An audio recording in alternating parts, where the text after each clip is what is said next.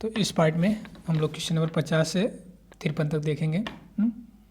चलिए, और ये है क्या, यूपी टीजीटी साइंस 2013 का प्रीवियस ईयर का क्वेश्चन है, तो 2013 का क्वेश्चन है साइंस का, यूपी टीजीटी साइंस का। ओके, तो क्वेश्चन नंबर 50 रीड करते हैं।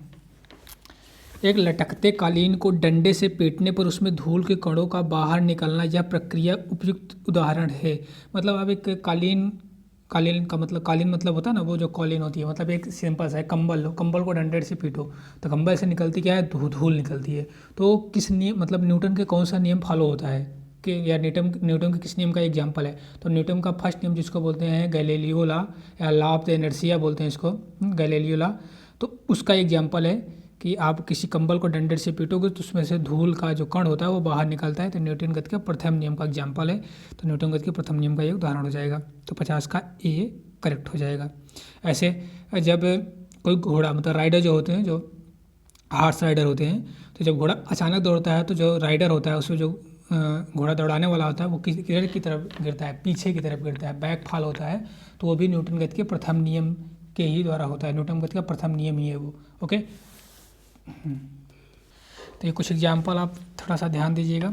और इसी फर्स्ट लॉ को ही बोलते हैं क्या, फर्स्ट लॉ को ही बोलते हैं law of inertia, Galileo law of inertia, Galileo law of inertia. कभी कभी ये पूछ सकता है कि फर्स्ट लॉ का दूसरा नाम क्या है, तो गैलीलियो लॉ ऑफ इनर्शिया।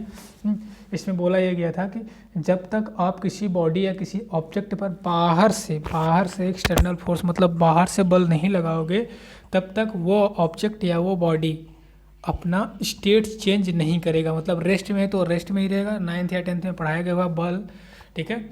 और न्यूटन गति का जो प्रथम नियम होता है, कोई ऑब्जेक्ट है वो अगर विरामावस्था में तो विरामावस्था में ही रहेगा, अगर मोशन मतलब गति कर रहा है तो गति ही करता रहेगा, जब तक आप उस पर बाहर से बल नहीं लगाओगे।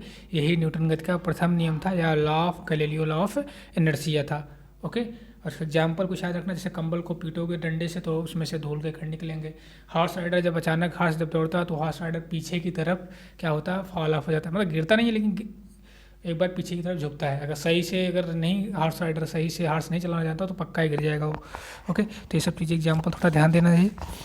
तो 50 का हो गया ऑप्शन नंबर ए करेक्ट। अब आते हैं क्वेश्चन नंबर 50 का, क्वेश्चन नंबर 51, आवेग का विमीय सूत्र बताना है। तो आवेग का डायमेंशनल फार्मूला बताने के लिए हमको आवेग का फार्मूला पता होना चाहिए, मतलब इम्पल्स का फार्मूला पता होना चाहिए।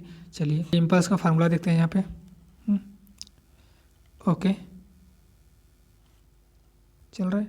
ओके, इम्पल्स को आई से रिप्रेजेंट करते हैं, इसका फार्मूला होता है force F into delta T, या इम्पल्स होता है क्या, चेंज इन मोमेंटम के equal to I equal to F delta T भी होता है और डेल्टा पी भी होता है। आप किसी कोई भी फार्मूले से निकाल सकते हो, चाहे आप एफ डेल्टा टी से निकालो, चाहे आप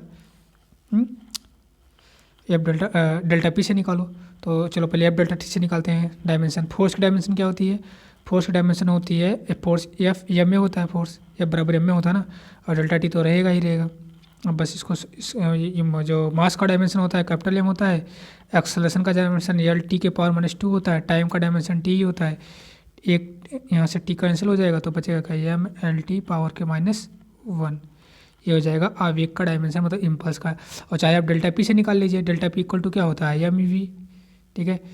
मास का डायमेंशन तो कैपिटल एम से रिप्रेजेंट करेंगे, वी जो कि वेलोसिटी है, इसका डायमेंशन एल टी पावर -1 होता है, ठीक है। तो आप चाहे डेल्टा पी से निकालो तब भी एम एल टी पावर -1 हो जाएगा, या डेल्टा टी से निकालो तब भी एम एल टी पावर -1 हो जाएगा। तो आवेग का विमीय सूत्र क्या हो जाएगा, एम एल टी पावर -1 हो जाएगा। जब डायमेंशन डिस्कस करेंगे तो फुल डिस्कस करेंगे कि जितनी भी क्वांटिटी होती हैं, ठीक है, उसका डायमेंशनल फार्मूला डिस्कस किया जाएगा। अब क्वेश्चन नंबर 52 पूछा है, किसी कण का विस्थापन निम्न संबंध के अनुसार बदलता है। मतलब ये दिया है, ये ऑसिलेशन का क्वेश्चन है, मतलब वेव का क्वेश्चन है, ठीक है। यहाँ पे वेव इक्वेशन दी है, उसका डिस्प्लेसमेंट इक्वेशन दे रखी है, क्या है, x equal to 4 cos pi T plus sine pi T, ये दिया है। इसको कंपेयर कर लेते हैं हम, a cos omega T plus sine omega T. यहाँ पे 2 एम्पलीट्यूड दिया है, अगर आप 4 मतलब ये एक A1 मतलब आप अंदर मल्टीप्लाई करोगे तो a cos omega T, a cos omega T plus a sine omega T बनेगा, ठीक है, मतलब यहाँ पे दो एम्पलीट्यूड ए दो एम्पलीट्यूड है, वैसे 4 का आप अंदर मल्टीप्लाई करोगे तो ये 4 एम्पलीट्यूड आप ए जो है 2 बार A1 भी 4 है और A2 भी 4 है।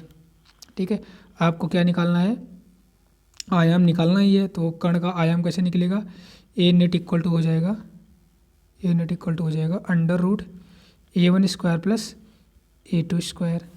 ठीक है, और तो 4 स्क्वायर प्लस 4 स्क्वायर, इसको सॉल्व कर लेते हैं तो आ जाएगा 4 चौक 16, 16 16 32।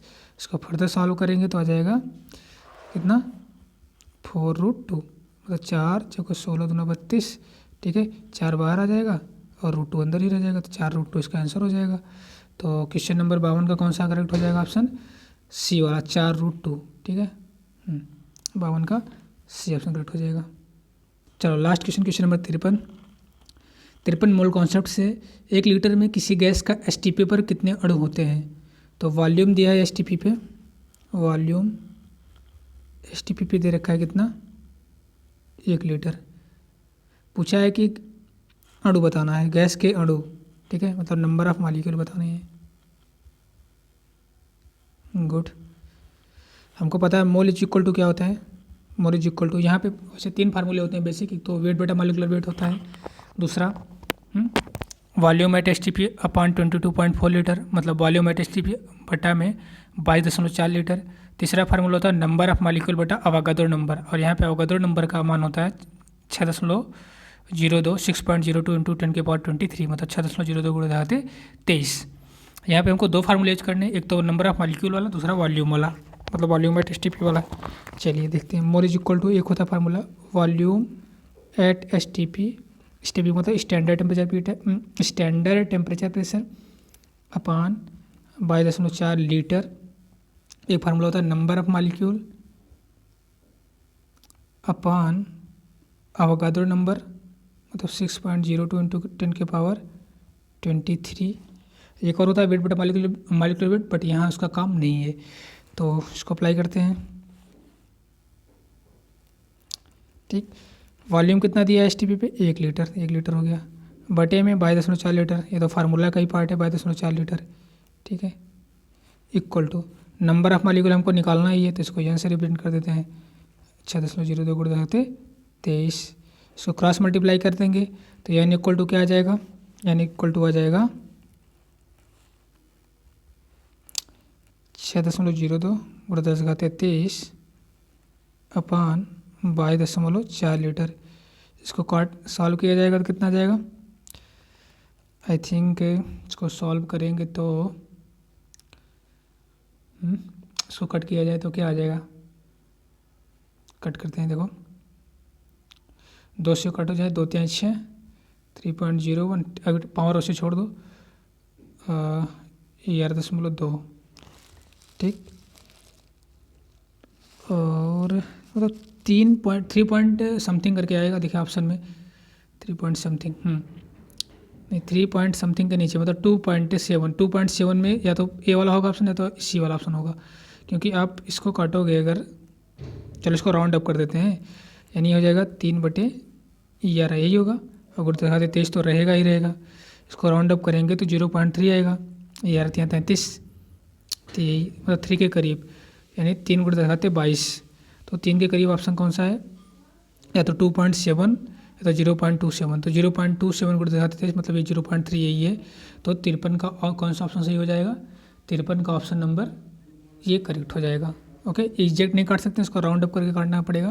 तो 0.3 गुणा दिखाते 23, इसको ऐसा भी लिख सकते हैं हम 0.27 गुणा दिखाते 23। ठीक, तो मतलब एग्जैक्ट काटो कितना आएगा। चलिए ओके, तो इसमें इतना ही करते हैं। Okay, thank you.